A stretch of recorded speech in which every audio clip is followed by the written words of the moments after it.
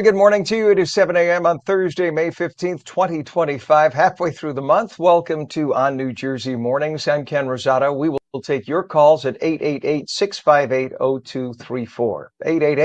888-658-0234. Foggy this morning, showers this afternoon, highs in the low to mid-70s. Meteorologist Mike Favetta has the day off, but he has left us the full Garden State forecast through Weather Prep, which you can always find at ONNJ.com. Let's take a look.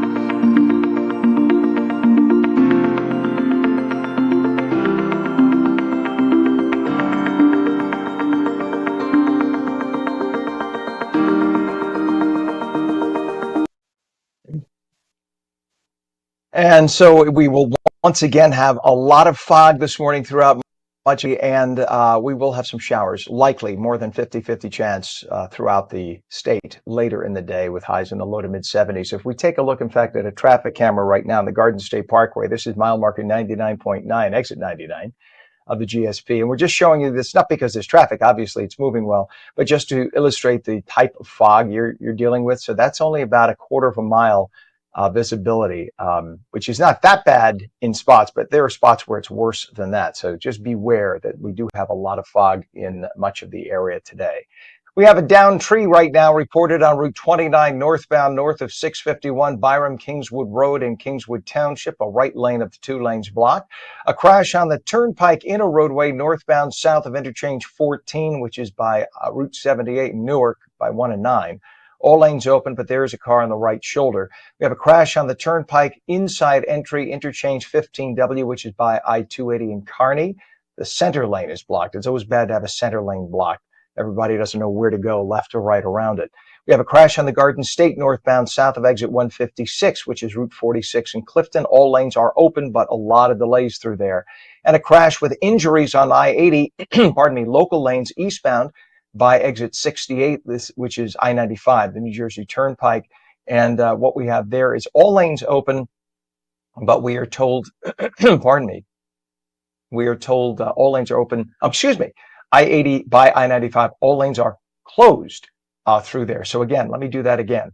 A crash with injuries on I-80, local lanes eastbound, exit 68, New Jersey Turnpike, I-95 interchange. So 80-95 where they meet. It's the eastbound side by exit 68. All lanes are closed. So if you're going to approach, you have to take the express lanes or get off and take local roads. So that's a mess, and we'll be on that. Let's take a look at the 80-95 approach now to the GWB as a result. Look at that. Look at that. So I'm sure there's a ripple effect with that. On the right side is the upper roadway and of the GWB. The left side is the lower roadway, and you can see not only fog, but a very slow go at this early hour. So you're talking right there about a 45-minute delay already even though we are this early in the morning. And we still have the ongoing roadwork repair on I-80 east and westbound at exit 34, Route 15 in Wharton. That'll be going on for a while. The westbound side should open 1 or 2 lanes in the next week or so, and the eastbound side, they're hoping in about 2 to 3 weeks to have 1 or 2 lanes open. And that is a look by the median at Berkshire Valley in the area of Wharton. It is 7:05 now. In a shocking case out of Gloucester Township, a couple has been arrested for allegedly holding a teen captive and abusing her for 7 years. Brenda Spencer, who is 38, and Brandon Mosley, who is 41, face charges including kidnapping, aggravated assault, and sexual assault after Spencer's daughter, who is now 18, escaped their home back on May 8th. Authorities say the victim was removed from school in 2018, confined in squalid conditions, and had to endure horrific abuse, including being forced to live in a dog crate and a padlocked bathroom. Camden County Prosecutor Grace McCauley called the case despicable and heartbreaking. The investigation continues as that victim now receives support. Federal authorities have revealed the results of Operation Restore Justice, a 5-day nationwide sting targeting child sex predators. The operation, spanning all 55 FBI field offices, led to 205 arrests, including 5 in New Jersey, and rescued 115 children. Among those arrested were a Minnesota state trooper, a former D.C. police officer, and a New Jersey man charged with sex trafficking a minor. The Justice Department vows to continue its fight against child exploitation. 7:06, a potential strike by ONNJ transit engineers could disrupt travel for 350,000 commuters in New Jersey and New York City starting tomorrow. The walkout would halt all ONNJ transit commuter trains. That's a critical link between New York's Penn Station and northern New Jersey. The dispute with the Brotherhood of Locomotive Engineers hinges on wages, with the union demanding an average salary of at least $170,000 a year. ONNJ Transit claims the engineers are getting a substantial salary right now, and they are saying the amount that it would go up by is a generous offer. But once again, right now that's not being accepted by the union, and there's a very good likelihood that there will be a strike just after midnight tonight. We point that time out because there is a huge concert at MetLife Stadium tonight, and that is Shakira. It's tonight and tomorrow night. That stadium seats almost 70,000 people, and many people had planned on going to the stadium by train. Well, here's the thing.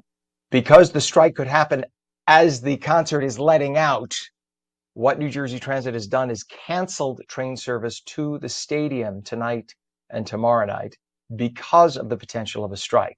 So if you plan on going to see Shakira, do not use mass transit in terms of, you can use a bus, but do not use ONNJ Transit trains because there will be, or there could be, a strike.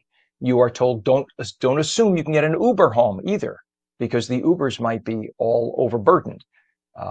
Your best bet is to make sure you have a friend, a family member, at least as your backup in order to get home, because of what could happen if there is that possible strike. And of course, if there is a strike, Monday morning, we will give you all the information on how to get back to work and school, etc. We keep our fingers crossed and hope that this is settled immediately. 7:08 our time. Homeland Security Secretary Kristi Noem accused the 3 New Jersey House Democrats, Representatives Rob Menendez, LaMonica McIver, and Bonnie Watson Coleman, of lawlessness after they allegedly scuffled with federal agents at a Newark migrant jail during the arrest of Mayor Ross Baraka. Members of Congress slamming their bodies into our law enforcement officers, shoving them, screaming profanities in their faces, striking them with their fists, and otherwise assaulting law enforcement. The behavior was lawlessness, and it was beneath this body.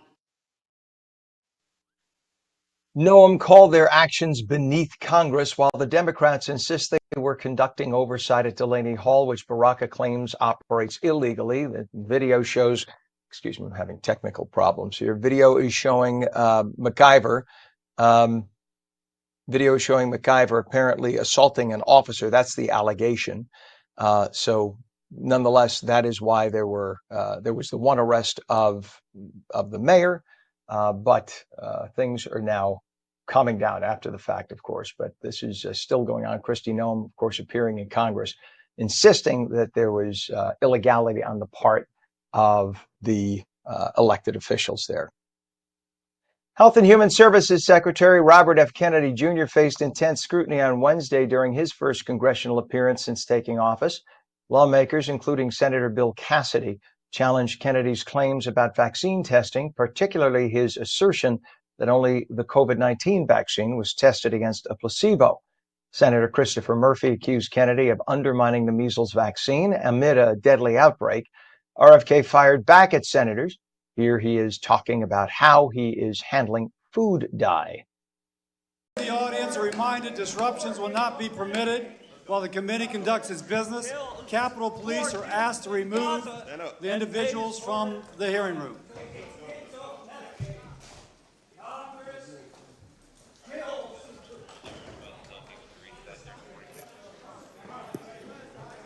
That was a made for C-SPAN moment.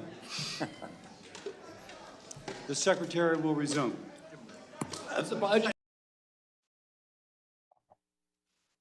Well, the secretary also defended his plans to cut 10,000 health agency jobs, calling them efficiency measures. What RFK said was, it's not that he's eliminating jobs or positions. He said there was duplication. In many cases, you had 17 offices that did the exact same thing. So what he did was combine them into one office or laid off people who did the same role at all 17 offices. There was no need for that, where you could just combine them into one or two offices, save all that money. And that's what he had done. But the argument was, you're cutting this, you're cutting that, you're laying these people off. And that wasn't, in fact, what he was doing. And he tried to explain that. But what happens is, as each successive administration comes in, both in terms of legislators and the executive branch, they want to make it sound like there never was a Bureau of Women's Services. Yes, there was. There were 46 of them. But let's create a 47th to make it look like we're doing something to help the process. And that is what the RFK Jr. was talking about in that hearing. 7:12 now. Ben Cohen, co-founder of Ben & Jerry's, was arrested on Capitol Hill yesterday during a Senate hearing with Health and Human Services Secretary Robert F. Kennedy Jr. We just saw that actually a moment ago. U.S. Capitol Police confirmed Cohen was among 7 protesters detained after disrupting the session, chanting, quote, "RFK kills people with hate." Cohen faces obstruction charges, while others were arrested for resisting arrest and assaulting an officer. Nobody has died, by the way, from RFK or anybody else that we know of in this current administration. The hearing, chaired by Senator Bill Cassidy, was briefly paused as police removed the group. This isn't Cohen's first arrest. In 2023, he was detained for protesting outside the Department of Justice. He thinks he needs to go back to making ice cream. 7:13, the House passed a bill to rename parts of Patterson Great Falls National Historical Park in honor of the late Representative Bill Pascrell, a former Patterson mayor who championed its status as a national landmark. The bill, led by Representatives Frank Pallone and Nellie Powell, was co-sponsored by all 12 New Jersey House members and passed 362 to 50. Pallone praised Pascrell's lifelong dedication to preserving Patterson's industrial legacy. The Senate has yet to introduce a companion bill, but hopefully it'll pass because Patterson Falls is beautiful, and it would be nice to name it after somebody who served so many years our community, Bill Pascrell. 7:13, in New Jersey's heated gubernatorial race, candidates have already spent over $43 million ahead of next month's primary, with nearly $60 million raised mostly through public matching funds. Jersey City Mayor Steve Fulop leads the spending at nearly $8 million. You see his billboards on all the highways in the area, with Representative Mikey Sherrill spending about $4 million, with over $4.7 million in the war chest. Think about that. She is now the leading candidate in the polls, and she has $4.7 million ready to go against whoever runs against her on the Republican side in the general election. Representative Josh Gottheimer and Republican Jack Ciattarelli each have spent over $6 million. These figures exclude independent committees backing the candidates, the PACs, so to say, signaling more money is at play as the June 10th primary nears. And Congresswoman Mikey Sherrill's campaign for governor is gaining momentum, as I just mentioned, with strong support from women Democratic governors. Maine's governor, Janet Mills, the woman who famously said that she would see in court President Trump, has endorsed Sherrill, praising her as a fighter who stood up to Trump just as Mills did. Mills, alongside Massachusetts Governor Maura Healey and former Rhode Island Governor Gina Raimondo, headlined a fundraiser for a super PAC backing Sherrill's bid in the June 10th Democratic primary. Sherrill's a Navy veteran, could become New Jersey's first woman governor since 2001 if she wins. That was Christy Todd Whitman, you'll recall, that last female governor. The Menendez brothers shared emotional testimony Tuesday, admitting full responsibility for their parents' murders, following a bombshell decision by LA County Superior Court Judge Michael Jessic to resentence their original terms. Each brother spoke for about 10 minutes and offered full admission to the crimes. That was one of the biggest criticisms, that they never admitted to murdering their parents. Lyle Menendez spoke first and took responsibility for the cold-blooded killing of his parents. They took shotguns that they plotted for weeks, and they literally blew their parents' bodies to pieces while they were alive.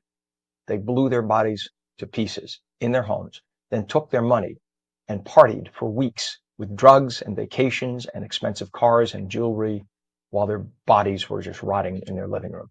That's what they did. And yet you have young females in LA who are fawning over these two. This happened in 1989. Judge Jessic resentenced the Menendez brothers to 50 years to life in prison for the murders of their parents, which he did on Tuesday, and that now makes them eligible for parole. So the next time they go before a parole committee, they can now potentially be released. Just what you want in society. Two people who blew their parents, the people who created them with the help of God, to pieces with shotguns. 7:16, a federal grand jury indicted a Wisconsin Circuit Court judge on Tuesday who was arrested last month for allegedly shielding an illegal immigrant from federal agents. Milwaukee County Judge Hannah Dugan was arrested and charged with obstruction of an official proceeding April 25th after evidence became known that she had shielded an illegal migrant from federal agents. She was also charged with concealing an individual to prevent discovery and arrest. Dugan was indicted by a federal grand jury after listening to testimony regarding charges that she tried to help an illegal alien escape arrest in her courtroom. The illegal she was hiding from ICE, a guy who the Justice Department says beat a man and woman so viciously he nearly killed them. They both had to be rushed to the hospital and took weeks to get better. And this is the man who this judge was protecting. And Pope Leo XIV made his first social media post Tuesday in which he sent a message of peace as he seeks to maintain an active social media presence. He's on X, by the way, through the official papal accounts. He still has his personal account up. I don't know if he's going to use it. In his first post since taking over the Vatican's official Instagram and X accounts, he repeated the first words he said to the world as Pope, "Peace be with you all," which, by the way, is what Jesus said when he first appeared to the apostles after the resurrection. Peace be with you. He began in an Instagram post with those words. The post featured some of the photos showing the first days of his time as the new Pope after he took over from his predecessor, Pope Francis, who died last month at age 88. By the way, the Pope was met yesterday with one of the most popular and successful young tennis stars in all of Italy. He visited him at the Vatican and presented the Pope with a tennis racket. And the Pope likes to play tennis. And so he offered the Pope a tennis match. For now, the Pope said, nah. It's going to be interesting to see if eventually the Pope's apparently a very good tennis player. Be interesting to see if he actually takes him up. It'd be great to see a Pope on a tennis court. For those who forgot, Pope John Paul II used to jog, and in the very beginning used to work out. So we'll see. It'd be interesting to see the humanity in the Pope. 7:18, when we come back, New Jersey Globe editor David Wildstein will have the latest on New Jersey's political edge with the Inside Edge. Foggy this morning in a lot of areas. Showers this afternoon, highs low to mid-70s. The full Garden State forecast in just a moment. And we'll take calls at 888-658-0234. 888-658-0234. You're watching on New Jersey Mornings. Don't go away.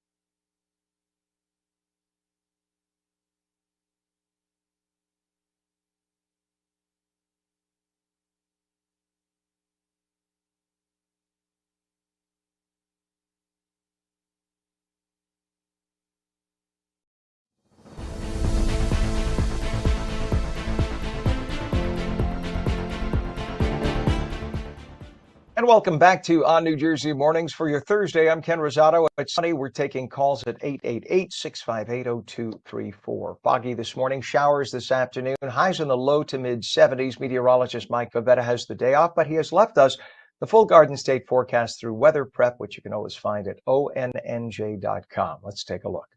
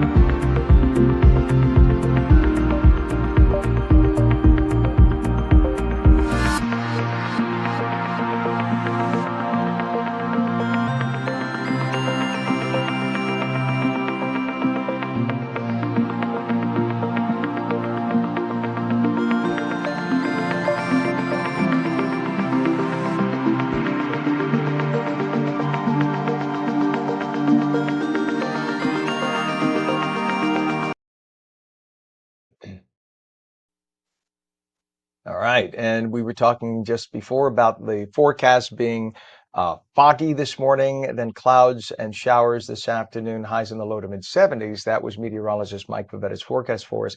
To prove the fog this morning, let's take a look at this traffic camera. There's traffic beyond that, believe it or not. You just can't see it. But this is to show you how thick the fog is. Right now, this is mile marker 116.2. So you are talking about, let's see what town that would be in. Sorry about that. Let me grab my paperwork. So you're talking mile marker 116. That would be the PNC Arts Center in Homedale. That's the exit for that in Homedale, New Jersey. So, but that's what it looks like right now. And that is actually a sign of stability in the air when you have fog that's that dense. But if you are heading out on the roadways, you're going to hit patches that dense. So give yourselves a good extra half an hour because you don't want to be rushing to work and then have that show up in front of your face. This is where we have major accidents. So just please be careful and give yourselves extra travel time. Things to look out for in terms of accidents we know of. We have a downed tree on Route 29 northbound, north of Byram Kingswood Road in Kingswood Township. The right lane is closed. Crash on the Garden State Parkway southbound north of Route 28. Which is exit 137, Cranford Township. All lanes are open, but things are slow through there now. And a crash with a downed pole on the Garden State southbound entering at exit 138, Route 509 in Kenilworth. One lane is blocked. We have a crash on the Turnpike in a roadway, northbound exit ramp interchange 13A, which is by the airport in Elizabeth. One left lane is blocked. And a crash on the Turnpike in a roadway northbound by exit interchange 14, I should say. All lanes are open, but there are vehicles pushed off to the right shoulder. And then we also have this ongoing problem, a crash right now reported with injuries. I-80 local lanes eastbound at exit 68, which is the interchange with I-95 and Teaneck. All lanes are closed. Eastbound I-80 at I-95 exit 68 in Teaneck. All lanes are closed. Take a look at the 8095 approaching out of the GWB. You'll see things are very slow, about a 45 to 50-minute approach to the over the GWB into Manhattan. We have about a 35-minute delay at the Lincoln Tunnel, 30-minute delay at the Holland Tunnel, making your way in, and the ongoing road construction, I-80, exit 34, Route 15, east and west going through Wharton, New Jersey, where they are still trying to get things fixed up. So hopefully some of the westbound lanes open up within the next week. Time now is 7:24. Time for politics from Trenton, explained like nobody else can do it.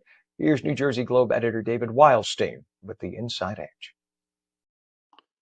Good morning, everybody. It's Thursday, May 15th. Welcome to the Inside Edge. And when it comes to feuds, Jersey has been blessed in abundance. But one of the greatest all-time fights came in 1983 and 1984 when there was a controversial argument between the state of New Jersey and a man from Hoboken named Frank Sinatra.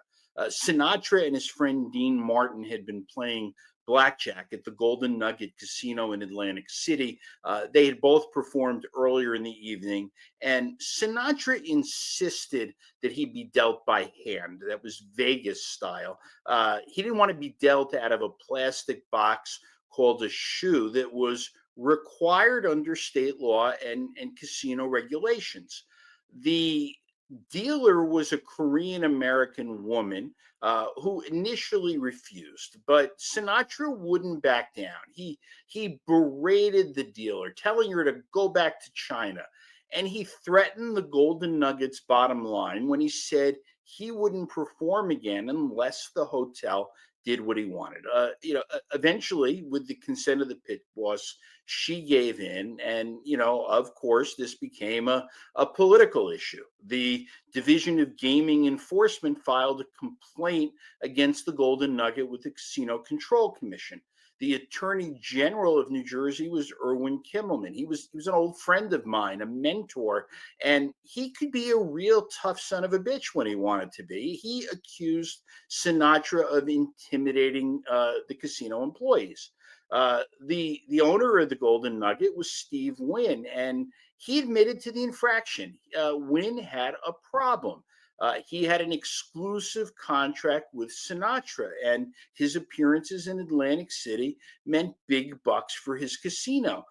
So the dealer, the pit boss, two other employees, they got suspended without pay. It was just for a few days, but it was over the holidays, and no disciplinary action was taken against Sinatra. One of the casino control commissioners was a former labor leader named Joel Jacobson. And Jacobson, just like Kimmelman, was a tough guy from Essex County. He wasn't afraid of anybody or anything.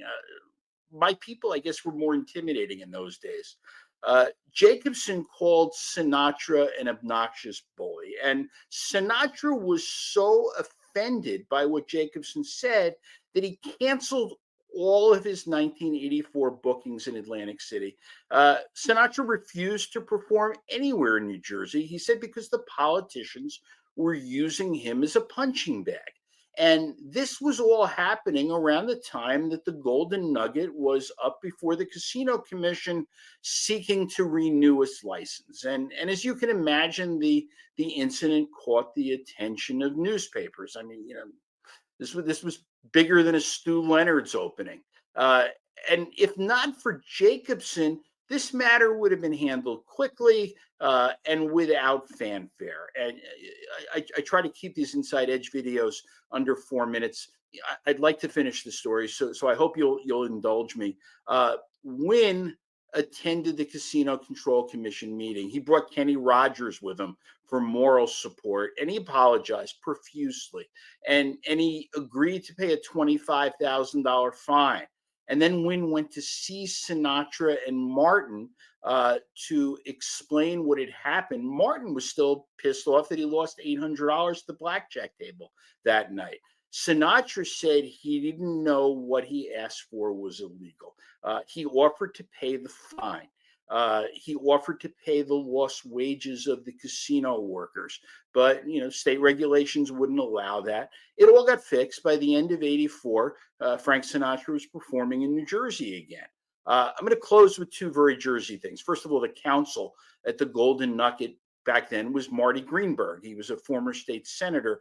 Greenberg and Joel Jacobson were both from South Orange.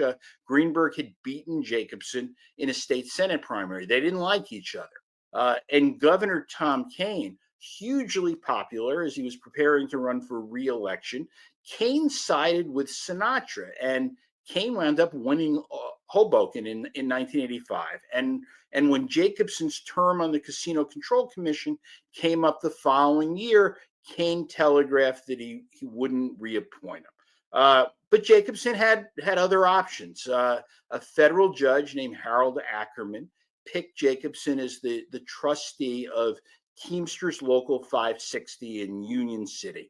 That's where Tony Provenzano, Tony Pro, a capo in the Genovese crime family, he was the Teamsters Union president.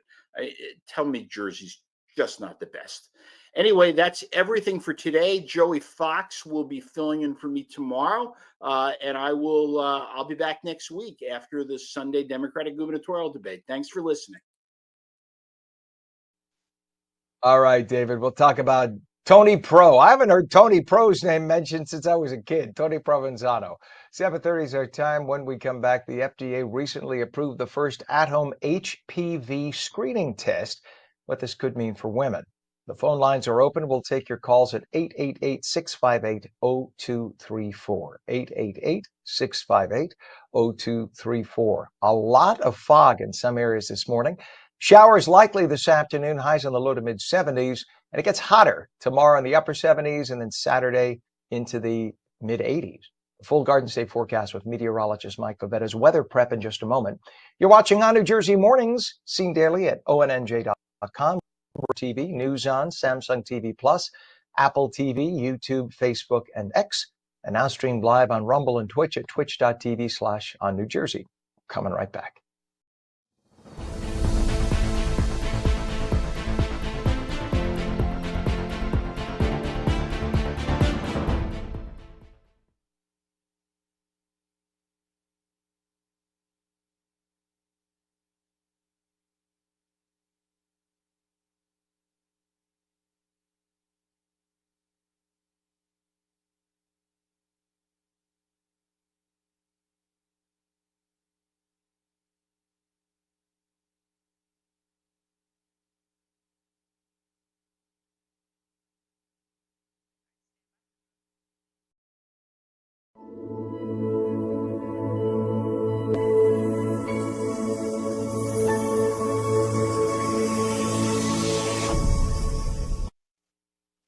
Good morning. It is 60 degrees now at 7:31 on Thursday, May 15th, 2025. I'm Ken Rosato. Welcome back to ONNJ Jersey Mornings. Lots of fog this morning, showers this afternoon, highs in the low to mid 70s.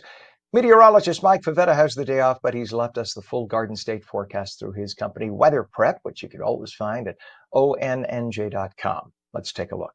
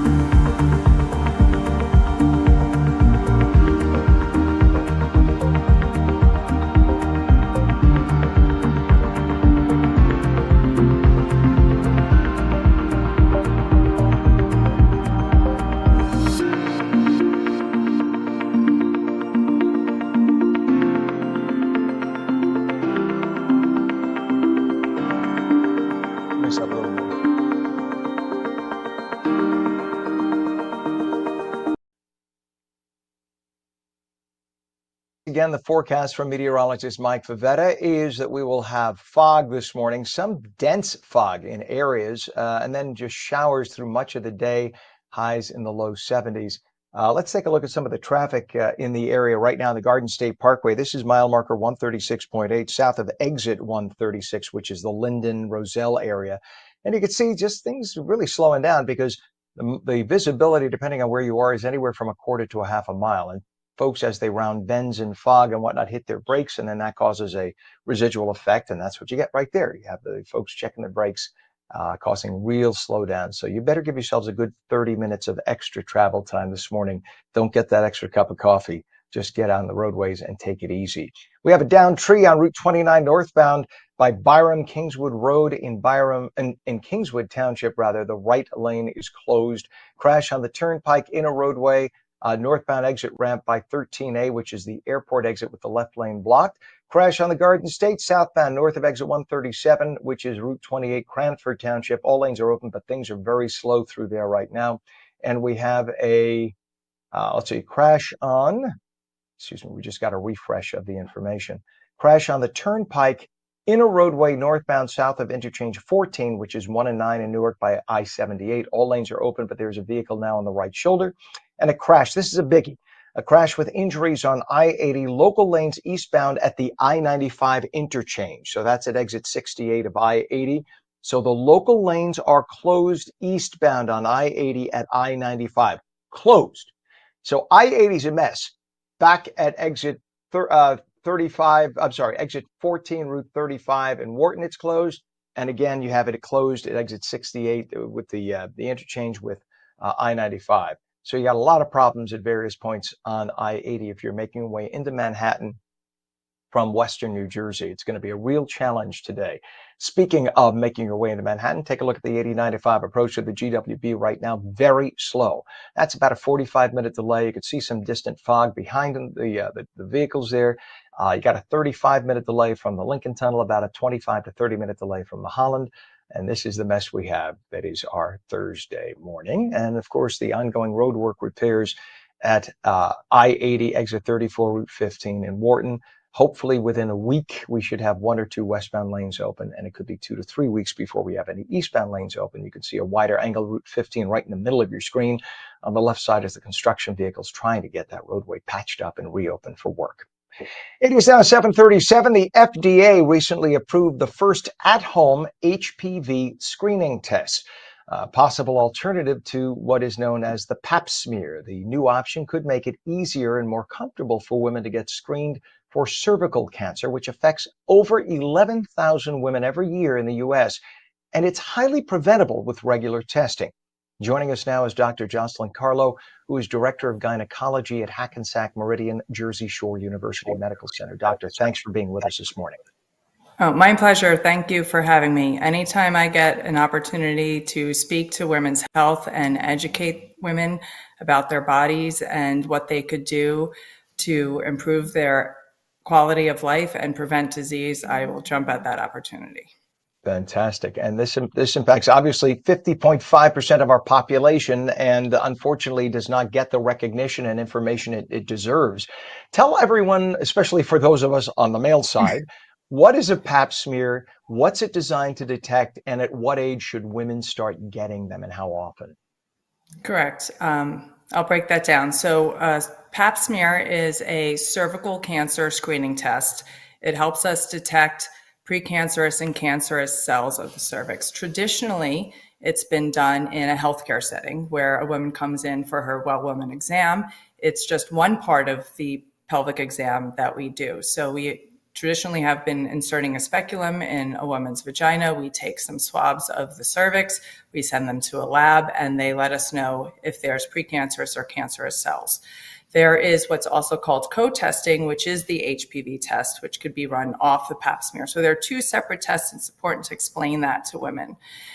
There's different guidelines by the American Cancer Society and the American College of OBGYN and the U.S. Preventative Task Force about when to start screening. But in general, and remember, these are guidelines, everyone's an individual. These guidelines assume average risk behavior.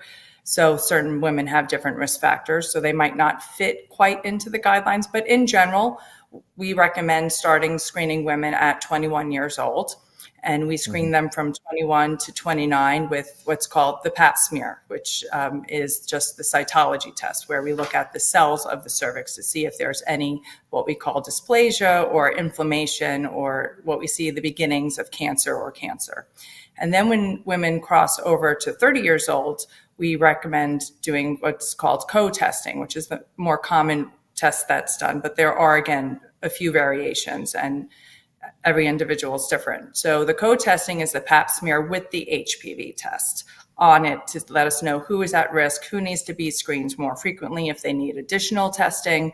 And in general, those tests are done between 3 to 5 years if they're normal. And we continue testing usually to 65 with some nuances for certain risks. So, and then we have, of course, HPV, which a lot of people may not realize what that is. Those are genital warts, and it's become way too common in society, unfortunately. And genital warts can lead, not necessarily has to, but can lead to cervical cancer, right? So the beauty now in this is an at-home test, you're saying, and the sooner you detect that you may have HPV, the sooner you could do something about it, right? Or even get people a vaccine beforehand. So let's talk about exactly that we now have that home test. Correct. So there are lots of strains of HPV. There's over 200 strains. The genital wart strains are actually not the strains that cause cervical cancer. You're correct. But they are the strains that are in the vaccine that we have, the Gardasil vaccine, that helps prevent cervical cancer and genital warts. So the low risk strains are not what's being tested at the home test, and it's not what's really being screened at the gynecologist's office either. So we look at the high risk strains. The at home test screens for the 14 most common, and the 2 most commons are strain 18 and 16. And those are the ones that lead, if persistently infecting the cervix, can lead to cervical cancer. Every single day, and I mean this, Doctor, there is something that is a boom, a light bulb that I learn new on this program. Every single day. I had no idea it was a different strain that causes there's cancer. 200 strains. But because they're so similar, because they're in the same family, you use the genital wart strain in order to create the vaccine, right? To kind of trick your body. Is that how that works? I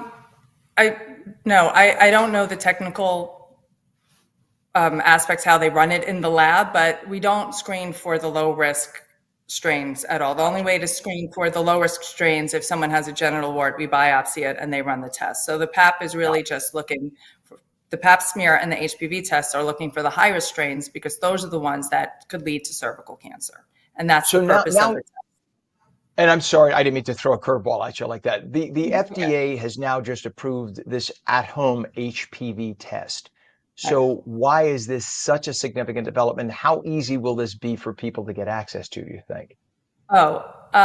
Well, it is so important. Like you said, there are over 300,000 women in the United States living with cervical cancer, 11,000 diagnosed about each year, 4,000 women die and pass away of cervical cancer. Half of those women have never been screened before. 1 out of 4 women are not getting screening. And there is such racial and socioeconomic disparity between who's getting screened and the mortality. So anything that makes us go from like this many people that we could screen to this many people we could screen, then we're going to pick up people at earlier stages, because remember, this is the virus that's the precursor to cervical cancer. So if we could get them into the doctor's office, if they test positive, and cervical cancer is very treatable in the early stages. We have an excellent screening test, and we could treat the precancerous cells before it turns into invasive disease, and we could really impact the mortality rate and lower it, because like I said, only 1 in 4 women are getting their screening. So in order to really reduce that mortality rate of 4,000 women dying a year and even up this disparity, we need to get more people tested. So there are OBGYN women's healthcare deserts in this country where there's no access within 50 miles. So these women could order this test, do the test, and know if they have to travel to see a doctor. There are women that are sexual abuse victims, domestic violence victims that don't have access or feel comfortable in a doctor's setting or a healthcare setting that now could do this in the privacy of their home. There are gender diverse individuals that don't feel comfortable coming into a traditional OBGYN office that could do this at home. So I anticipate we're going to be able to really expand the people that we could screen and then treat and catch at earlier disease and really impact that mortality rate. That's brilliant. I have a friend of mine who's a doctor who talked to me about something similar, but not the same. But the idea of having a home test like this, in the case of Cologuard, for instance, I because I have colon cancer in my family, So I started at 35. I started going for regular colonoscopies just because of it. And because obviously early detection is the best chance for a cure, obviously. And Right. I remember my friend saying, while Cologuard is not as accurate, anywhere near as accurate as an actual colonoscopy, you have people who refuse to go for a colonoscopy. Mhm. And if you just start detecting even a small percentage of people through Cologuard, at least you give them a head start. They don't rely on that as 100%, but at least you got a head start. And so this is just the idea of providing the access for these women who either don't have an OBGYN, as you said, 50 miles away from an OBGYN and don't have transportation. How the heck are they going to get there? This is just so essential. What a mind-blowing leap Yeah. forward and how much this could help. It is so good to have you on. Please come back. I want to know more about this and any other developments that you could talk to us about. Dr. Jocelyn Carlo, Director of Gynecology at Hackensack Meridian, Jersey Shore University Medical Center. What a great show this morning. Thank you so much for joining us Great. with that great Thank you. information. You bet. Thank you. Have a great day, doctor. Thank you. It Bye. is now 7:45, and our temperature is 60 degrees. When we come back, Royal Caribbean has a new exclusive Mexican getaway for us. Eric, the travel guy Hastings, is going to be along to tell us all about it.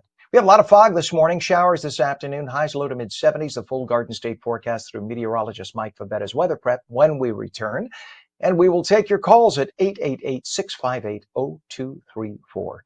888-658-0234. You're watching On New Jersey Mornings. Don't go away.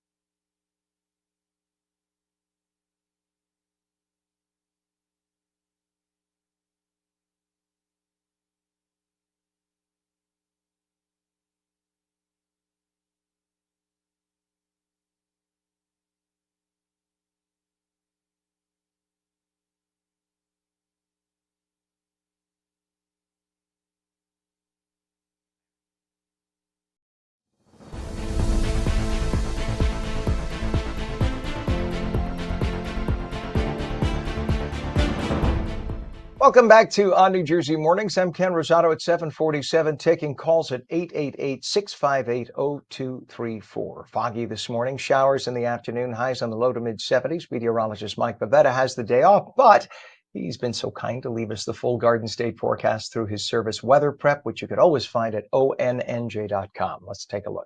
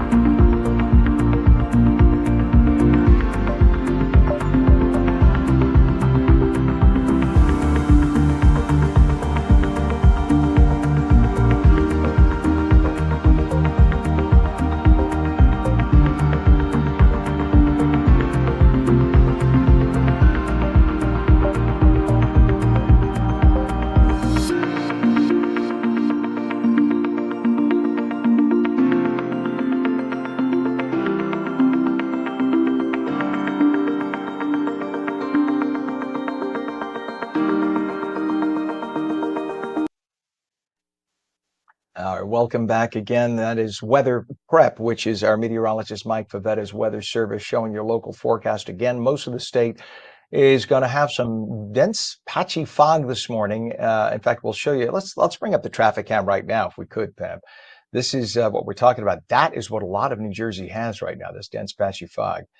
Today, you're going to have rain, some showers later in the afternoon, but we begin with this patchy fog, highs in the low to mid 70s. What you're looking at now is mile marker 129.0 on the Garden State Parkway, south of the exit 129 tower. That's by Ford's, New Jersey. And it's not unlike that throughout much of the state. You'll go through a patch of about half a mile to a mile where it's relatively clear. Then you come into an area like that, and it's really going to impact your visibility. So give yourselves lots of extra travel time today, please. We have a down tree, Route 29 northbound, north of exit Route 651, Byram Kingswood Road in Kingswood Township with the right lane blocked. We have a disabled tractor trailer, New Jersey Turnpike, exiting at interchange 7A, which is 195 in Robbinsville, right in the middle of the state. 2 toll lanes are blocked. We have a disabled bus on 280 eastbound at exit 13, which is Orange Street in Newark, a right lane closed, and a crash on Route 17 northbound from Industrial Avenue in Hasbrook Heights to north of Central Avenue in Rochelle Park. All lanes are open, but it's very slow through there as a result. A crash on the GSP southbound north of exit 137, Route 28 Cranford. All lanes are open, but again, very slow. Crash and a downed utility pole, Garden State Parkway southbound entering at exit 138. And that is, of course, it refreshed right as I'm talking to you. 138, which is Route 509 in Kenilworth with a lane block. Crash with injuries, I-80 local lanes eastbound at exit 68 New Jersey Turnpike. The highway is closed. I-80 at the Turnpike, exit 68. Highway is closed on the local side, so make sure you take the express lanes or avoid that area altogether as a result. 8095 approach to the GWB right now, about a 45 to 50 minute delay as you make your way in. You can see the upper level on the right, lower level on the left.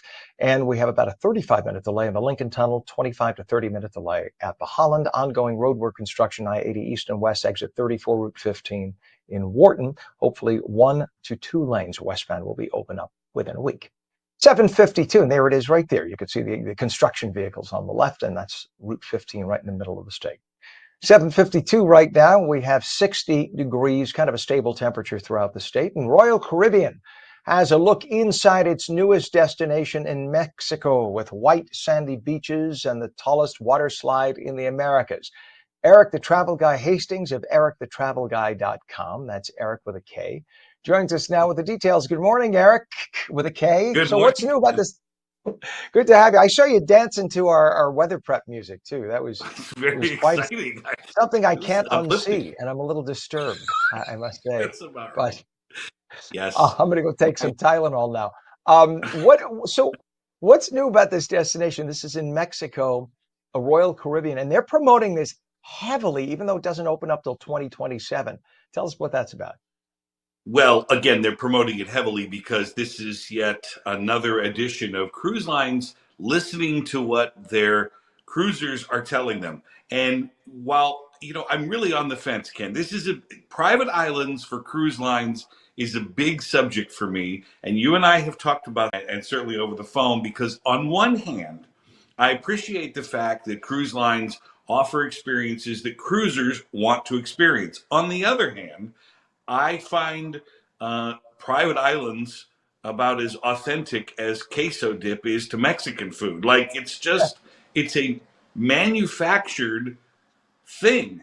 But the thing is, a lot of these beaches, not a lot, but some of these cruise ports in the Caribbean especially, they frankly don't have great beaches, or they have beaches that are hard to get to, which require ground transport. Cruisers, statistically speaking, want to get off those ships and they want to get right to a beach. That's why they're on a Caribbean vacation, and I appreciate that. However, I personally don't like booking vacations just to do, manufactured things. I'm looking for some authenticity. Yeah, you're not going to find somebody weaving authentic baskets on the shore unless they're paying to be there to serve the crowds coming off the ship. And it's so easy to blame the cruise lines and make the cruise line the big bad corporation that's coming in. And listen, Royal Caribbean and Carnival employ many many local artists and local vendors to come and sell their wares. I mean, granted, they're taking a cut of it. Don't get me wrong. There's all kinds of there's deals going on behind closed doors there, but I wouldn't assassinate the cruise lines for doing it because it's one of the things that cruisers want. And private islands are not a new concept. We forget Norwegian was one of the first lines to buy or lease a private island in 1977. So again, especially when these islands are great when the itinerary has to be changed due to weather or whatever reason, or so they can use these private islands to sort of guarantee a good experience because they own or control everything that's going on during that experience. Yeah, that is true. And literally every single word you said, I agree with. You pay money for a travel destination. It's while the ship is nice, you don't want to be one of 400 people jammed around the one pool. You Right. want to get off and see lay down on a Mexican beach, and nothing like an open, pristine, virgin beach on an island. How lovely that is. But yeah, it's just an island. You could have that rock in the middle of the water. It could be off the coast of Spain. It could be off the coast of Central Africa, or or in the Caribbean or Mexico, and it makes no difference, right? It's just hot sun and sand, and so, Right. but you don't get a Mexican experience. You could be anywhere. You could just in the middle of July, you could plop that in the middle of the Long Island Sound, for God's sake, and Well, although the water would be a little brown. it's funny. I really think that what people need to remember about cruising, especially in the Caribbean, but the same can be said in the Mediterranean or Hawaii or Alaska or whatever. I think as you look to cruise, as you know, I love cruising. I think cruising is an excellent way to a starter way to see the world. You do get a taste of authenticity around just by virtue of going. You get that, but I think you really have to ask yourself what role do you want the destinations to play in your cruise experience? What role do you want the ship to play? Because you can't rely on the cruise company to dictate that to you. Now, you can if you want just a turnkey, I'll do whatever they tell me to do kind of thing. That's fine. But if you really want to take them, you have to decide, where am I going? What am I going to see while I'm there? How long am I going to be there? What can I do that's authentic and that's unique perhaps to that particular place? Those are the kinds of questions I would ask, because the cruise line itself will say, well, we just want you on our ships. We want you in our private islands. We want you spending money in our premium restaurants. We want you buying photographs. That's what they want you to do. And that's great. You should do some of that. But authenticity should always play a role in any vacation, in my opinion. You love to cruise, and I have never been on one, by the way, and I'm trying to convince my husband to let us go because he had one bad experience at the Yeah. age of 12 where it was a Yeah. family cruise. That's bad enough, all right? It was a family, like extended family, 40 members of Oh, the family, and you have to do, all right, today we're going to meet on the deck at 2 o'clock and have sounds our picture terrible. and that kind of a thing. So Sounds that's awful. number one. Second thing is the cruise ship went out at the end of a tropical depression. Yeah. And so it was doing this the whole time. I'm getting nauseous just watching my hands do that. So he got Oh, so yeah. sick for the days he was on the cruise that he vowed he would never get on a ship again. So I can't now, 40 years, 35 years later, I can't convince him to set foot on a ship, and I'm not going to go alone. So No. or else this comes off the finger. So anyway, that is a challenge. But Yeah. there are different grades of ship, different grades of cruising, and there Yeah. are umbrellas. So one company owns 17 other brands. That's right. So talk about what we have about a minute left. Talk about what to look for the starter who's looking for a cruise. Number one, I would tell you, pay attention to the duration of your cruise. Number one, if it's a starter, I would start on the ocean as opposed to river. So that's just right off the bat. You can take away river right off the bat. I would say if you're going to do your first cruise, do something in the ocean. Do the Caribbean, do Hawaii, do Alaska, and pay attention to the duration, because that's going to have everything to do with who else is on board. If you're on a 21-day cruise, that's probably going to be on the older side. Then again, if you're on a 3-day cruise, that's going to be on the younger side. So pay attention to that. Pay attention to families and children versus not families. That's second. And seek the advice of a qualified travel professional to help you navigate, those waters. All right, that's great advice. And look, as a broadcast pro that he is, he did it within the seconds that we had left. Eric the Travel Guy Hastings of ericthetravelguy.com, all one word, Eric with a K. So E-R-I-K, ericthetravelguy.com. Check out the website. Lots of great info there. Thank you, my friend, always for Thank you, joining sir. us. We appreciate you. Have a great day. It is now 60 degrees at 8 o'clock. When we come back, a weekend gathering for people coping with loss. We will explain. Also, we'll take your calls at 888-658-0234. Lots of fog in areas this morning, showers this afternoon. Temps, though, increase tomorrow and Saturday. Highs today in the low to mid 70s. The full Garden State forecast through meteorologist Mike Favetta's weather prep when we return. You're watching ONNJ Mornings, seen daily on ONNJ.com, Roku, Fire TV, News on Samsung TV Plus, Apple TV, YouTube, Facebook, and X, and now streamed live on Rumble and Twitch at twitch.tv/ONNJ. We'll be right back.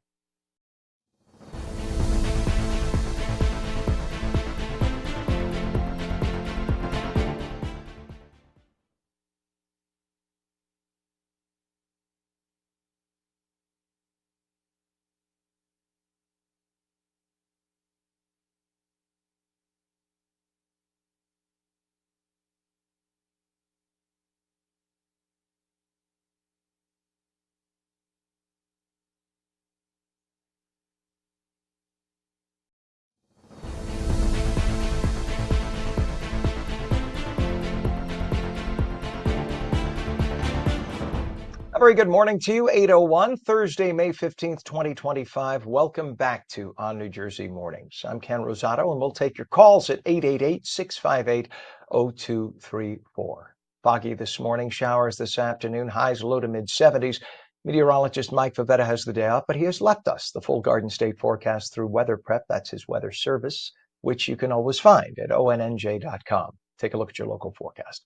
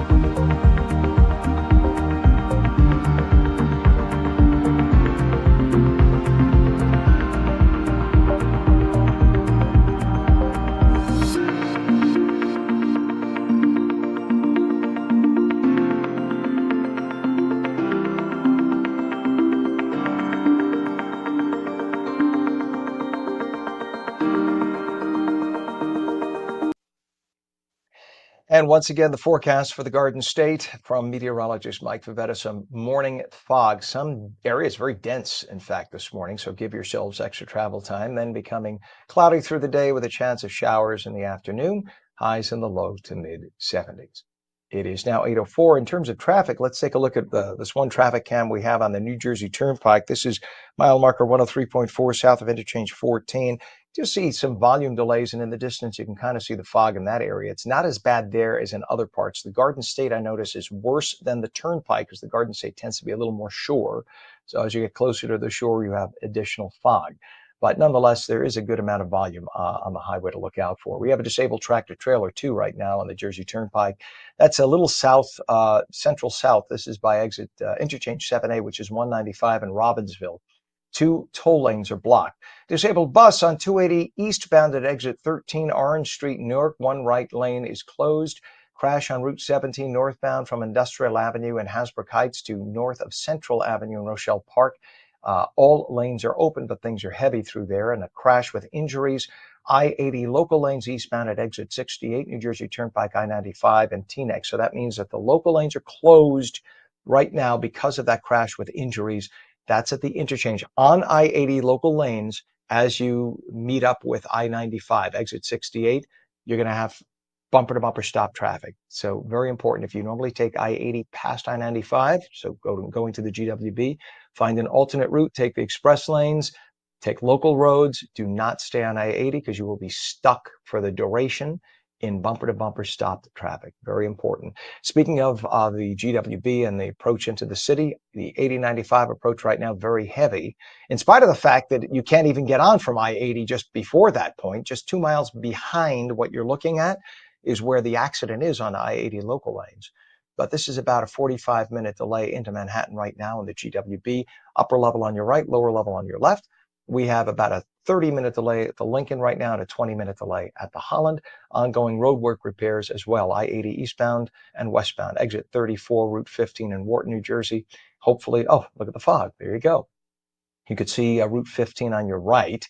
And that hopefully will be at least partly cleared up, where we'll get 1 or 2 lanes on the westbound side open in the next week. Fingers crossed. Again, that's I-80 at exit 34 in Wharton. 8:06 right now, and this Sunday, May 18th, over 1,400 people will come together for Greta's Run. It is the biggest event of the year for Imagine, a center for coping with loss, and a heartfelt day of remembrance, community, and healing.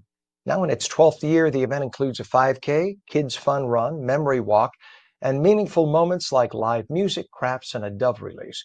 Joining us now is Lindsay Schambach, who is the executive director of Imagine, a center for coping with loss. Good to have you with us this morning. Good morning. Thank you for having me. You bet. Tell us about the inspiration behind Greta's Run and how it's grown so much over the years. I would be honored to. We are so blessed to be able to honor Greta Schoenemann on this day. Greta Schoenemann was a freshman in high school at Westfield High when a tree branch fell on her and her classmates. 10 years later, her classmates wanted to honor her anniversary, and they began what we now call Greta's Run. They carried that tradition on as 23-year-olds till they were about 27, 28, and then they gifted the run during COVID to Imagine. Imagine has been a partner with the Schoenemann family for many years, and this is truly a day of community mourning. Everyone that we know that has experienced loss comes out. We walk past memory signs. We run in honor of everyone in our lives that we've loved and lost, and it is just an inspiration to be with this group of people for this day. Yeah, there's something to be said when you have a group of people gathering for the same purpose, the commiserating, if you will. It's just a human thing. Humans are very social beings.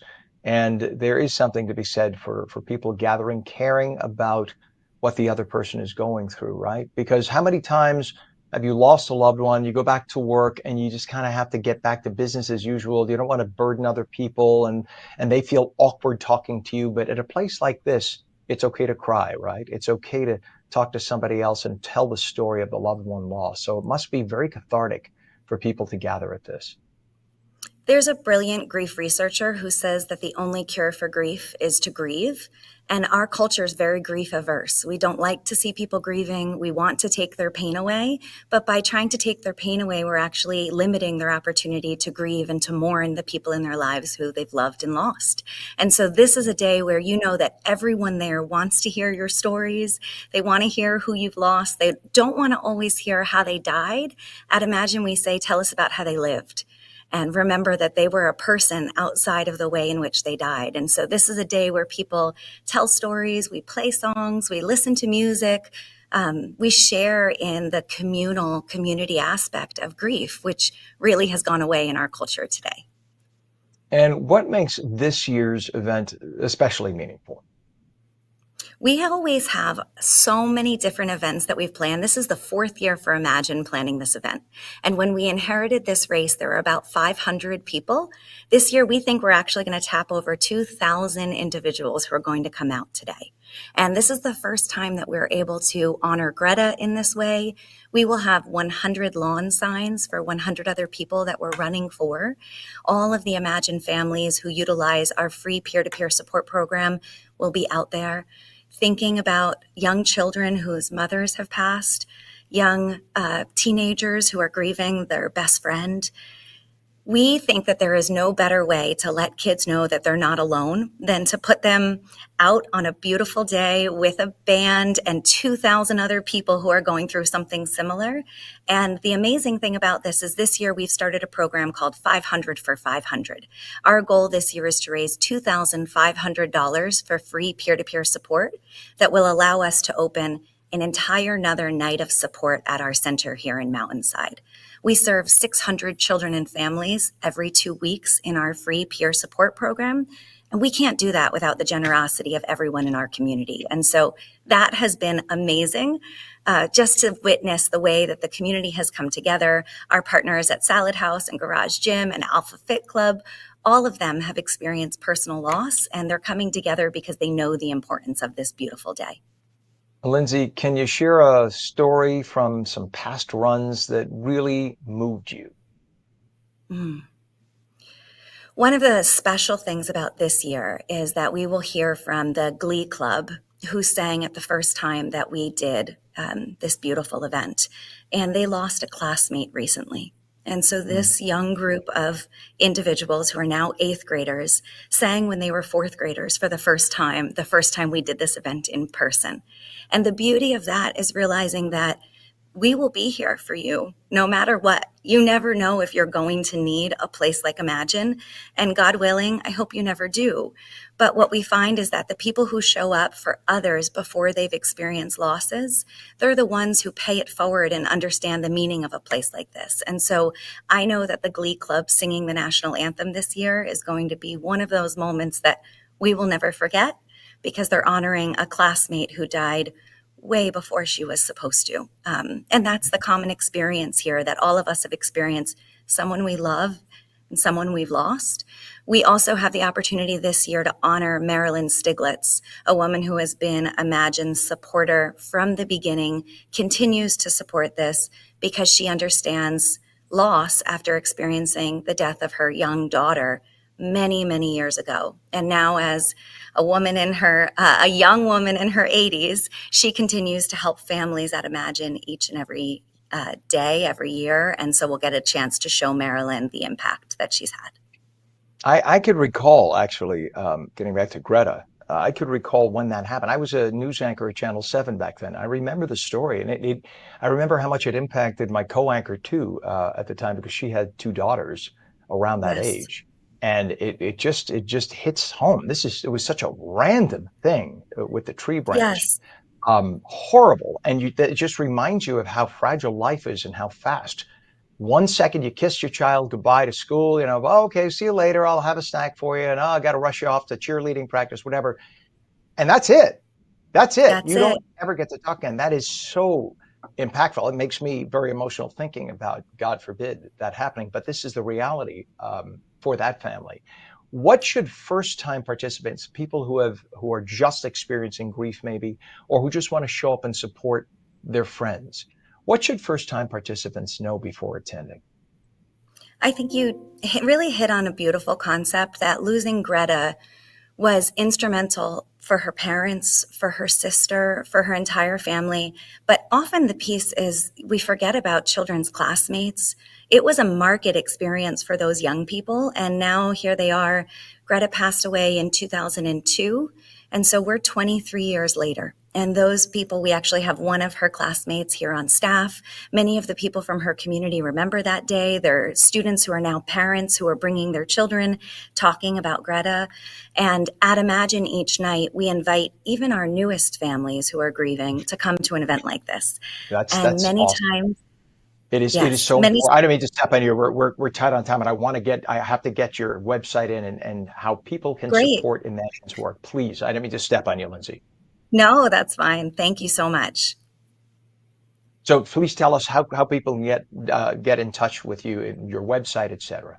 Beautiful. Our website for Greta's Run is runsignup.com/Greta's Run, or you can check out our website at imaginenj.org for all of the resources that we provide all year round. And we hope we get to see everyone at Greta's Run on Sunday. Bless you for what you do and your organization. Lindsay Schoenbach, Executive Director of Imagine, a Center for Coping with Loss. Please come back again. What you do is very, very important work. And I thank you for joining us this morning. Thank you. My pleasure. Thanks so much. Have a great day. You as well. And when we come back on New Jersey's Master of Politics, Laura Jones will talk to us about the upcoming gubernatorial primary debates to be seen right here at On New Jersey. We'll take your calls at 888-658-0234. Fog this morning, showers this afternoon, highs low 70s, a full Garden State forecast in just a moment. And we are coming right back.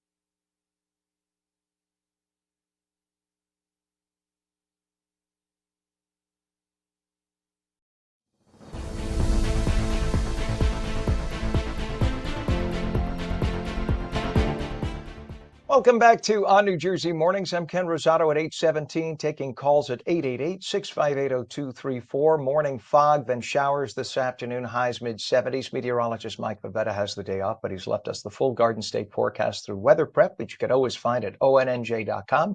Let's take a look at the weather by you.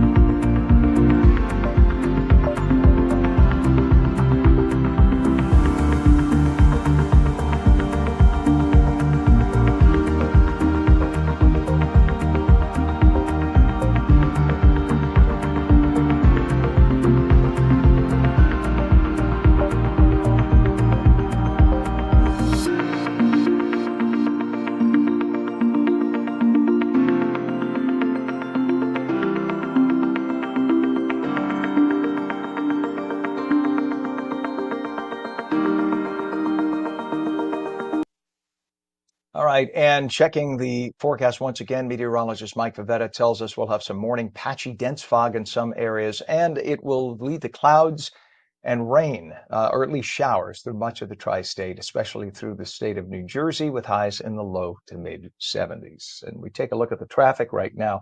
Take a look at this on the New Jersey Turnpike. This is mile marker 120.00 northbound 95 Express, and you just see it pretty much bumper to bumper mess there. That's only moving at about 3 to 5 miles an hour.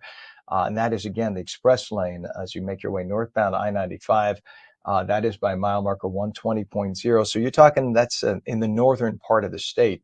I can't tell you exactly what town that is. I don't have that on the chart, but nonetheless, a mess. We had to show you that. And we also have issues going into Manhattan right now.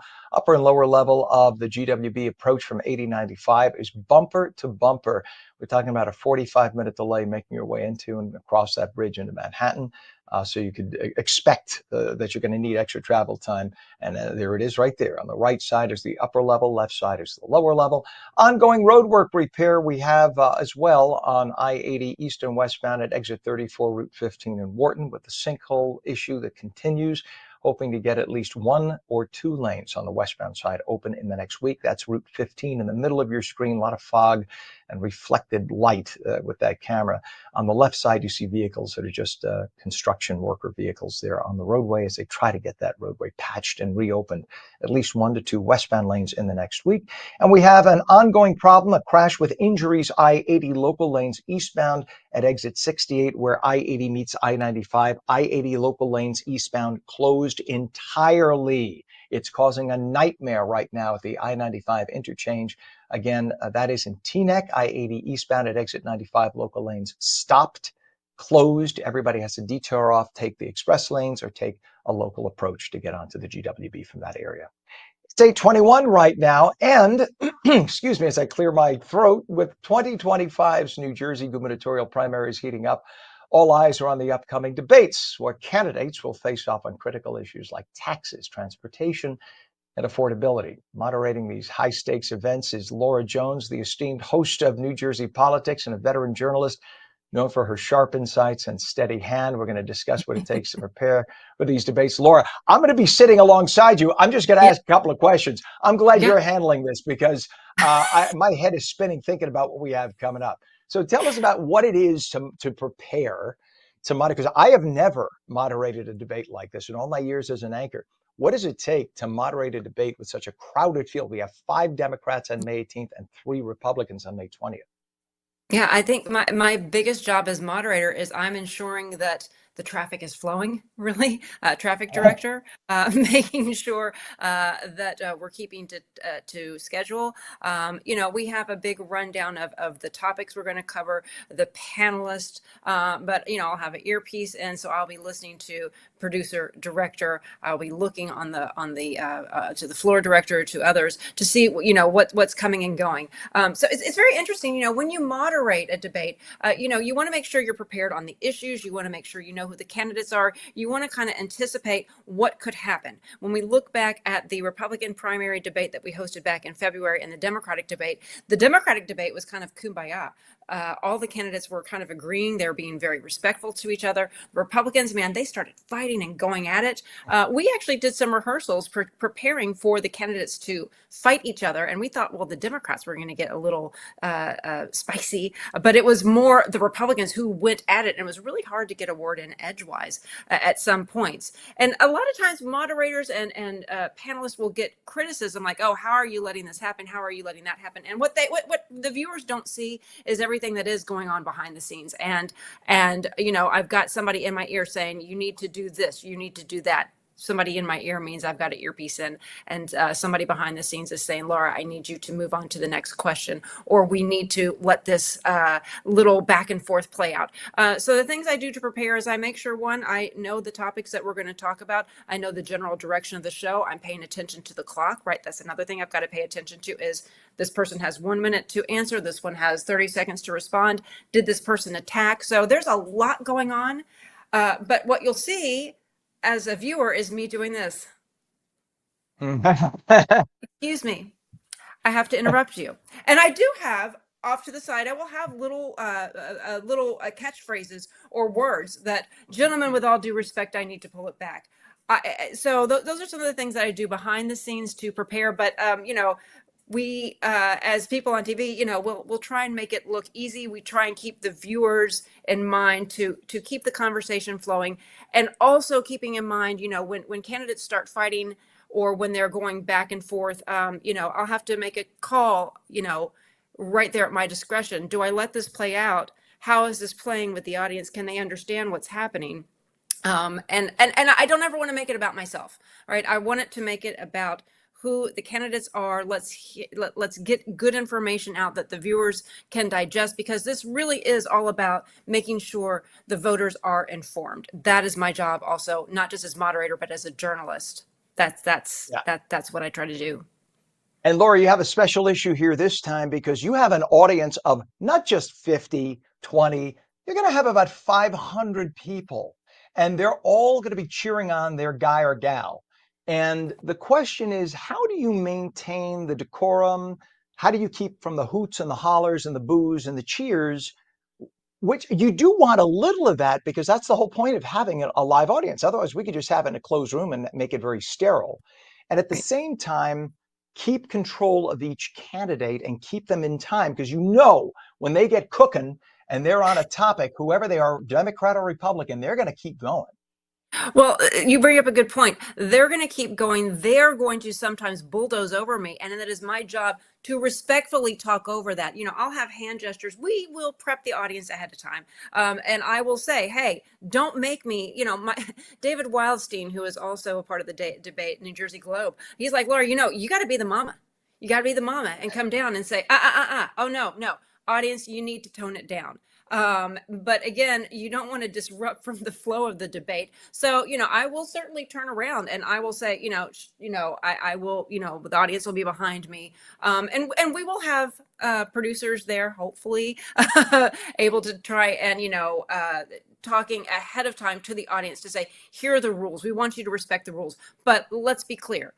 The candidates have certain catchphrases. They have certain things that they come in and they know that they want to get across. The rules be damned. They don't care. They want to make sure that they get those sound bites. They're looking for viral moments. And I know that. They know that. Just the same as a reporter, when they say no questions, well, I'm still going to shout out a question. So, I do my best to prepare.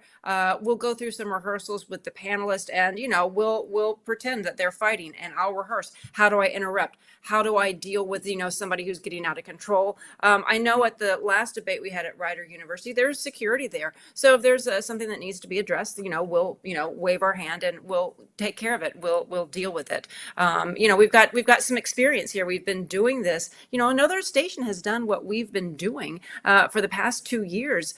Really, diving into these debates, letting the candidates talk, having this forum. A lot of stations, and that's why ELEC, I think, gave us this debate, is because we are letting the candidates invite, I believe, up to 50, 60 people each to this event. We have other guests who are invited to come.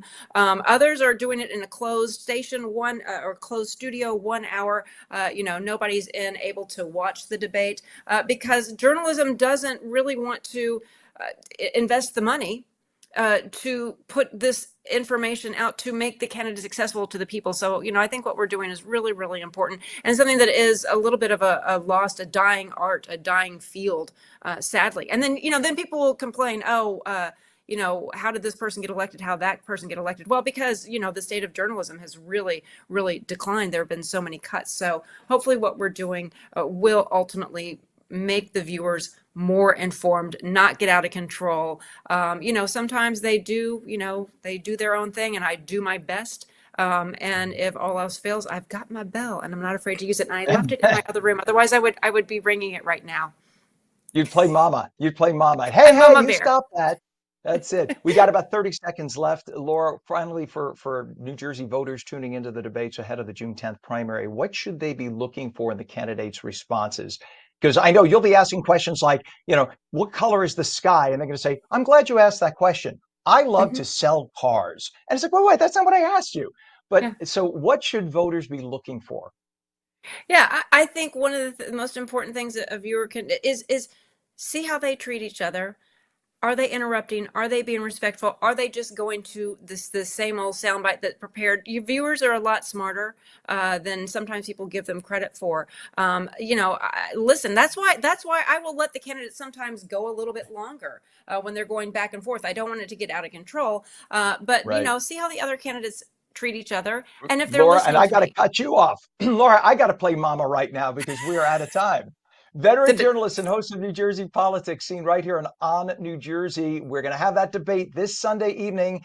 Starts broadcasting at 7 o'clock. We're going to have a pre-show at 5 p.m., though. So do not forget the 5 Democrats going to be up there, 5 leading Democrats going to be up on stage.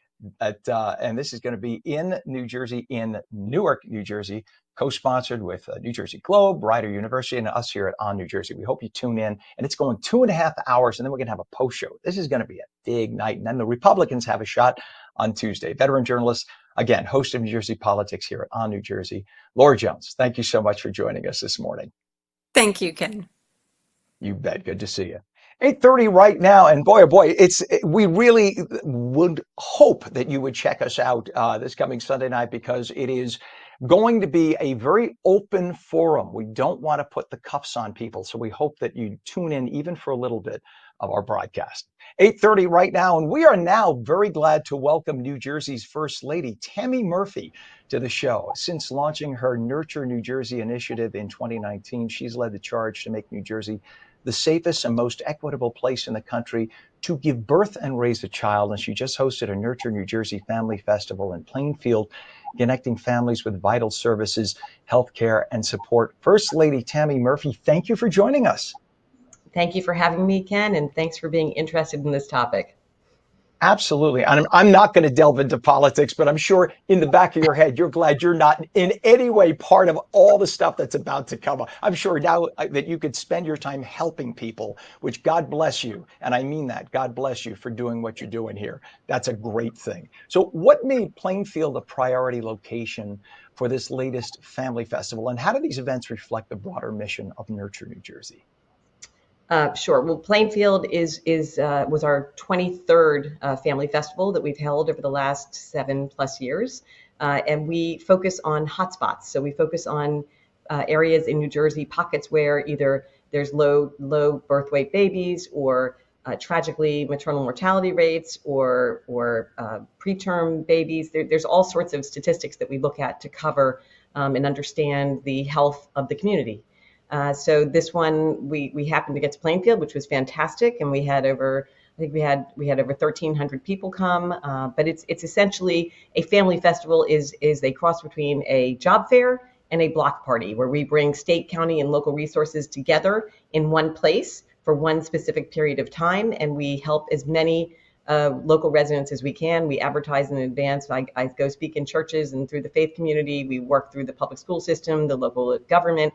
So it's kind of an all hands on deck moment, and they've been super successful and really have helped us to expand our social safety net all across New Jersey. And I'm sure a lot of those folks who came had no idea that any of those services existed beforehand. So it's wonderful that you're presenting it, especially, look, comes right down to the reality. No matter what your politics, it doesn't matter. We're talking about a woman with a baby or soon to have a baby. We want to have that baby live, healthy, and good, and that woman be able to care for that child.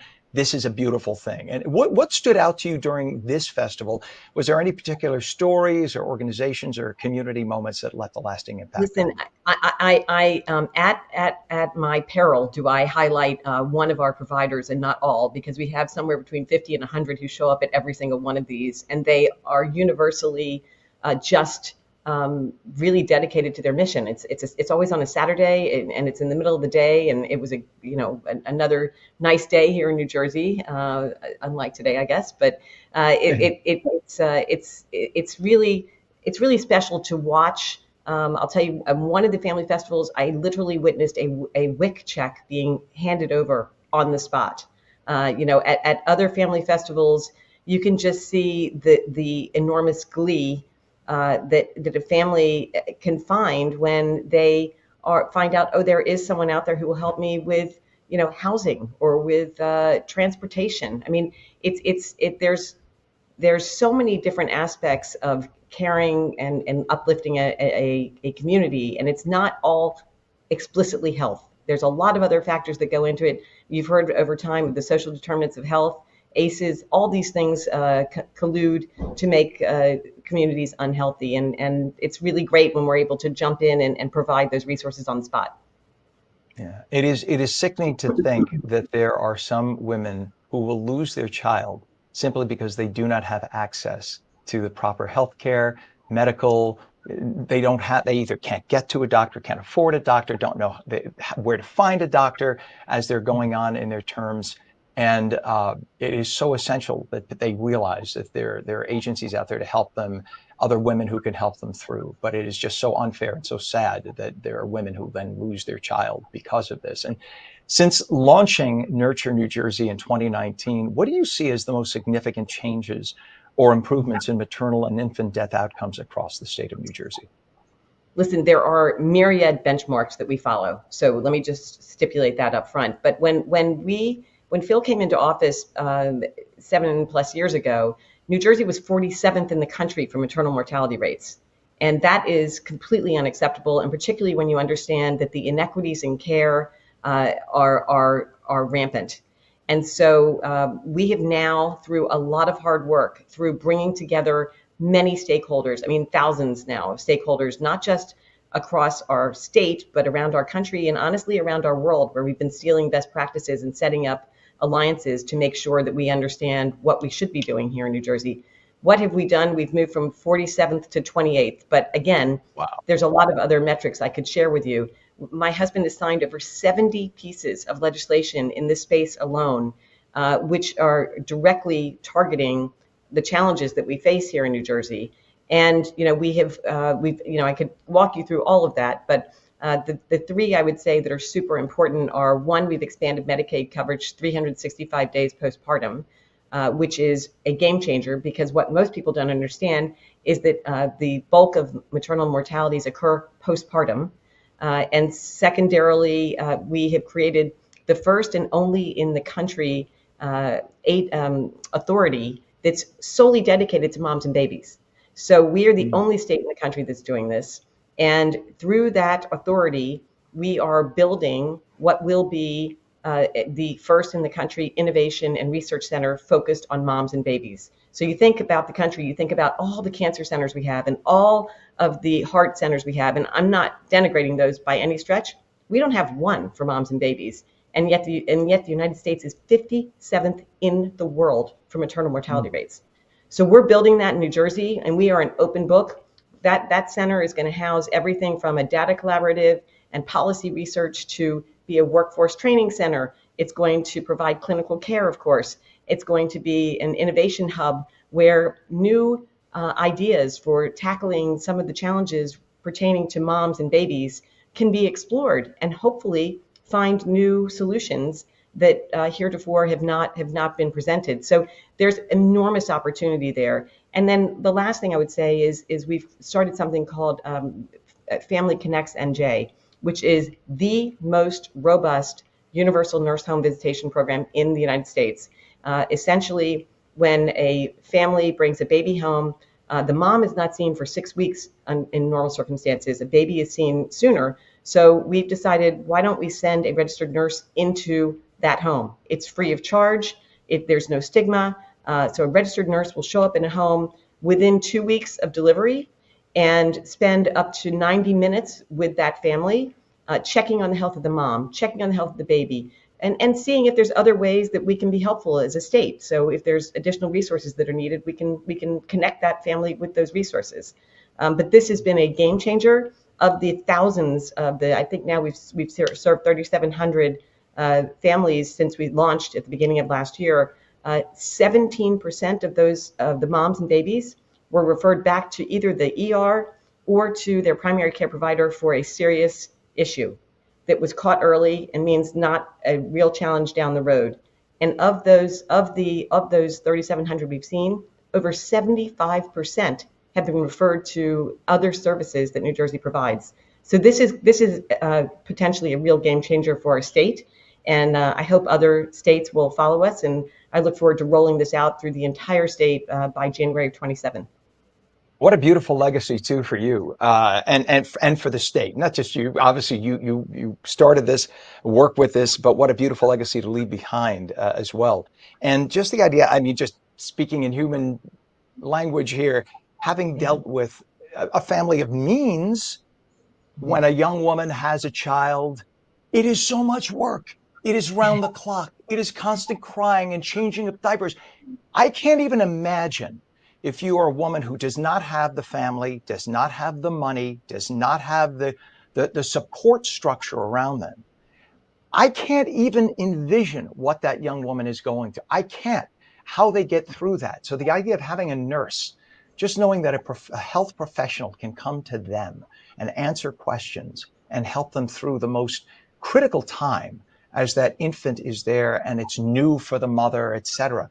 What a blessing. What an incredible blessing sent from heaven that must be for them. Brilliant idea. And I can't even believe that this isn't something nationwide already.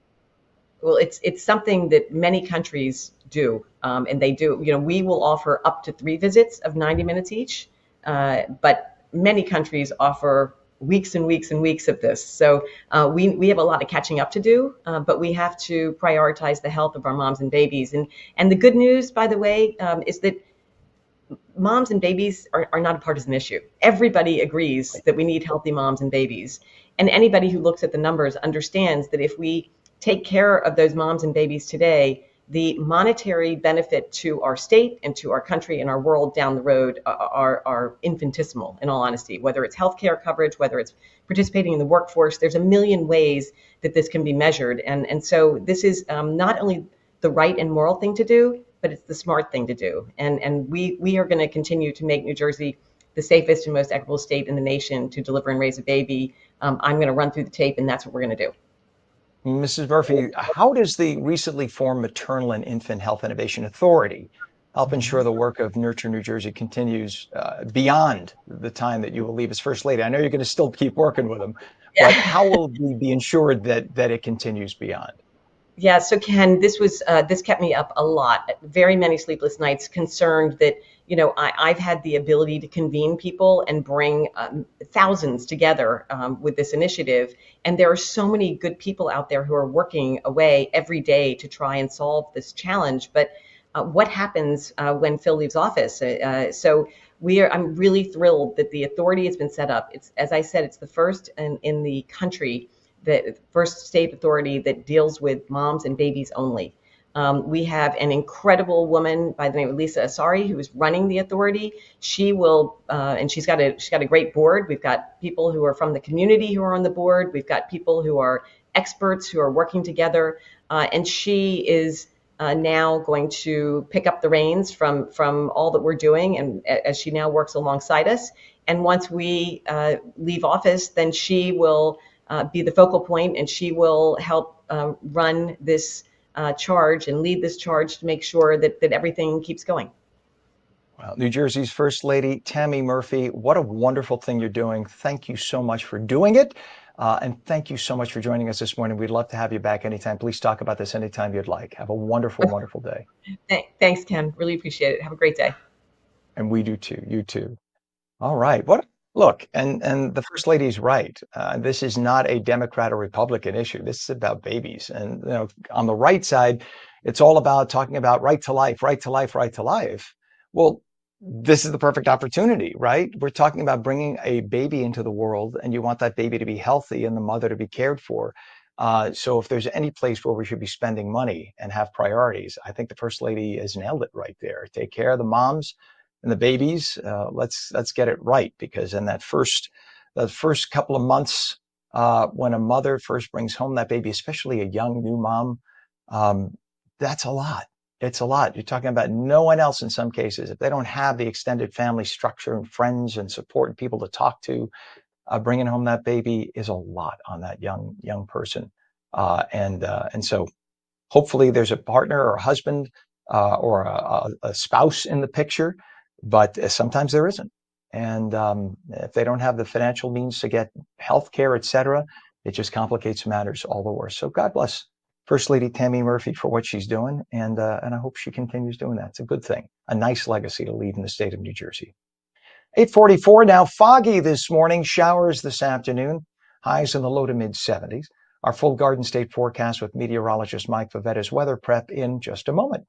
And we'll continue taking calls at 888-658-0234.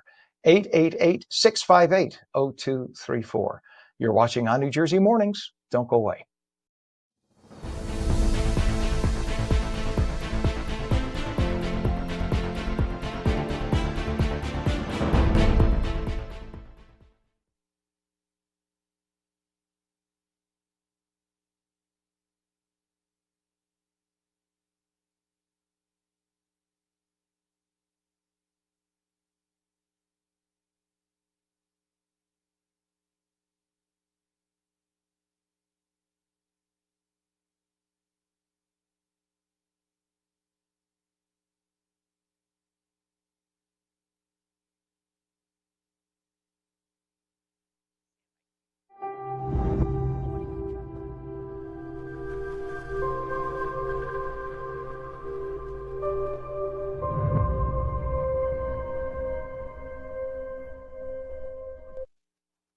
And welcome back to On New Jersey Mornings. I'm Ken Rosato at 8:45, taking calls at 888-658-0234. I've only said the number 87,000 times. 888-658-0234. We have fog this morning, showers this afternoon, highs in the low to mid 70s. Meteorologist Mike Favetta has the day off, but he's left us the full Garden State forecast through his weather prep company, which you can always find free of charge at ONNJ.com. Let's take a look at your local forecast.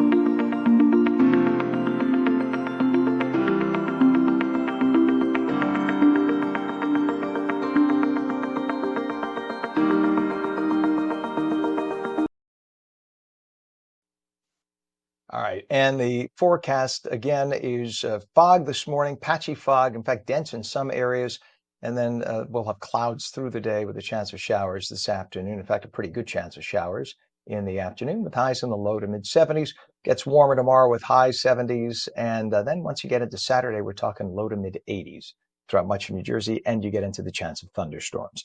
Let's take a look right now at the traffic. This is mile marker 116.2, exit 116 on the Garden State Parkway. That's the PNC Homedale Arts Center.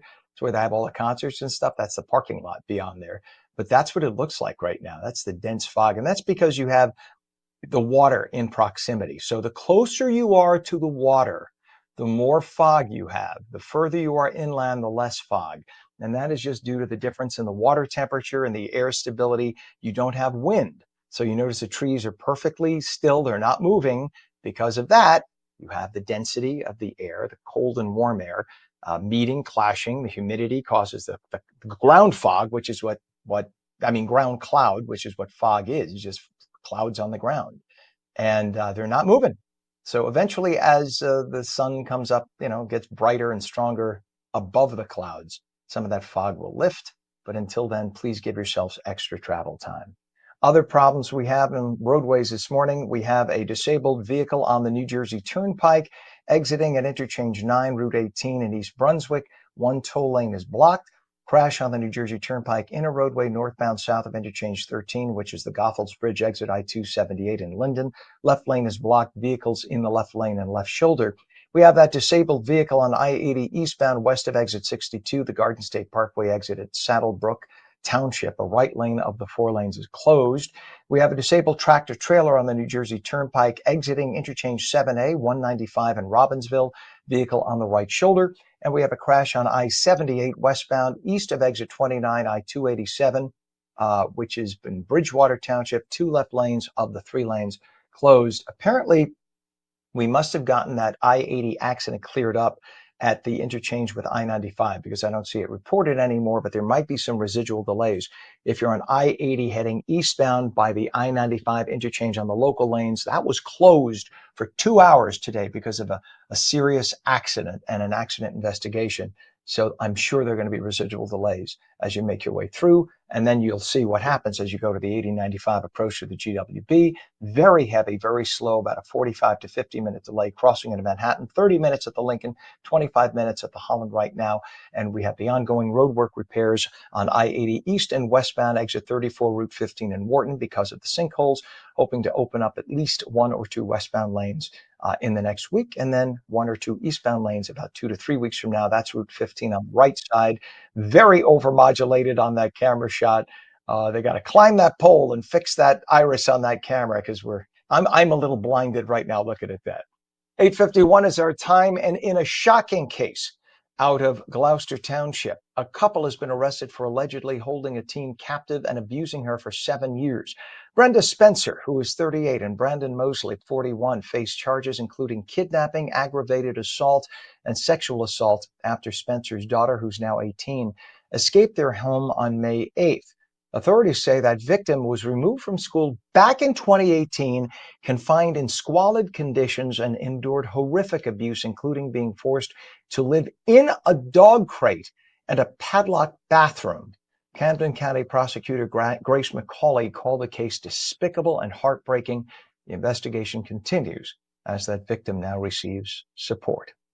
8:52, federal authorities have revealed the results of Operation Restore Justice, a 5-day nationwide sting targeting child sex predators. The operation, spanning all 55 FBI field offices, led to 205 arrests, including 5 in New Jersey, and rescued 115 children. Among those arrested were a Minnesota state trooper, a former D.C. police officer, and a New Jersey man charged with sex trafficking a minor. The Justice Department vows to continue its fight against child exploitations. It's 8:52. A potential strike by ONNJ transit engineers could disrupt travel for 350,000 commuters in New Jersey and New York City starting Friday. Actually, Thursday night into Friday at midnight is when it could start. The walkout would halt all ONNJ Transit commuter trains. That's a critical link between Penn Station in New York and Penn Station in Newark and northern New Jersey. So the connection between the two states could literally be brought to a screeching halt, with the exception of bus service. The dispute with the Brotherhood of Locomotive Engineers hinges on wages, with the union demanding an average salary of above $170,000 a year. Remember, it's not required that they even go to college. Not that college gives you everything, but anybody can apply for the job. There are really very minimal requirements, and the locomotive engineers are demanding an average salary of $170,000 a year. Some of them are getting well over $200,000 a year. The average that they're currently getting is about $135,000.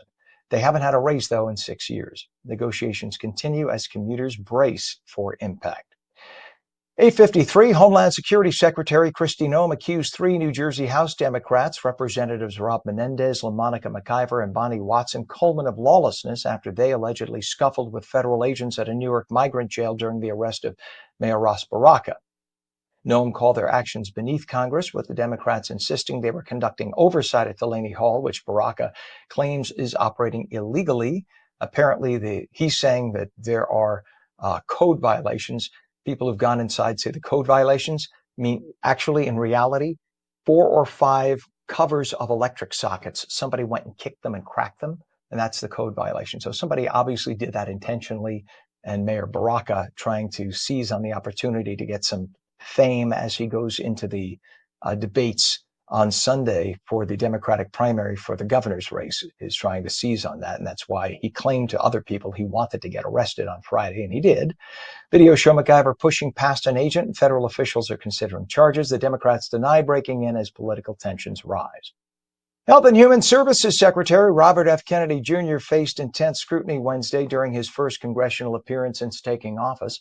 Lawmakers, including Senator Bill Cassidy, challenged Kennedy's claims about vaccine testing, particularly his assertion that only the COVID-19 vaccine was tested against a placebo.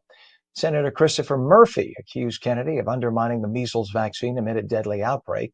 RFK fired back at senators, and he talks about how he is handling food dye. Do we have that, Pam, by the way? Okay, so the secretary also defended his plans to cut 10,000 health agency jobs, calling them efficiency measures. On the food dye issue, the senator from the state, or I should say the congresswoman from the state of New Jersey, from the state of Connecticut, excuse me, with the purple hair, who's been around for 30 years, she started shouting at Kennedy about the fact that she's been fighting for decades to try to get food dyes out. And he said, well, I'm glad we should be working together because you've been fighting for decades and you did nothing. And I've been working for 100 days and I got them eliminated. So there, tells you everything about the chit chat of Democrats in Congress. You've been fighting so hard, spending trillions of dollars, and you got nothing done with it. And that is on New Jersey for this morning. We want to remind you before we leave. First off, meteorologist Mike Favetta says we'll have foggy situation this morning, lots of fog. So if you're leaving right now by car, give yourselves lots of extra travel time because of the fact that you will have incidents of fog. Highs in the low to mid 70s with showers later today. Please do not forget our live broadcast of the final Democratic gubernatorial primary. It is this Sunday evening. We will kick things off with a live pre-show. I'll be hosting that. That's at 5 p.m., followed by the actual debate. Our own Laura Jones, whom you saw on a little earlier today, will be the moderator. I'll be there to ask some questions as well.